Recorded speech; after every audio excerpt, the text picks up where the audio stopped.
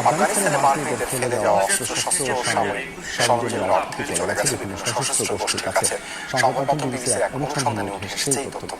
কালোবাজারের মাধ্যমে তালেবানের কাছে থাকা এসব অস্ত্র পাকিস্তানের তেহরিকি তালেবান, ইয়েমেনের হুতি ও আল কায়েদা সংশ্লিষ্ট বিভিন্ন সশস্ত্র গোষ্ঠী সংগ্রহ করেছে। যদিও এত বিপুল অস্ত্র হারানোর অভিযোগ অস্বীকার করেছে তালেবান সরকার।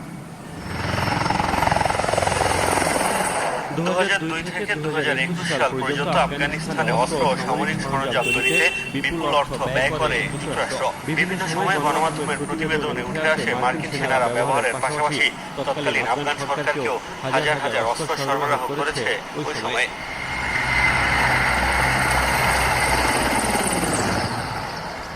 সরকারের পতনের পর যখন তালেবান আফগানিস্তানের নিয়ন্ত্রণ নেয় তখন দেশটি ছেড়ে যায় মার্কিন সেনারাও। সাথে করে সে সময় খুব বেশি অস্ত্র নিয়ে যেতে পারেনি। অবশিষ্ট থাকা বিপুল পরিমাণ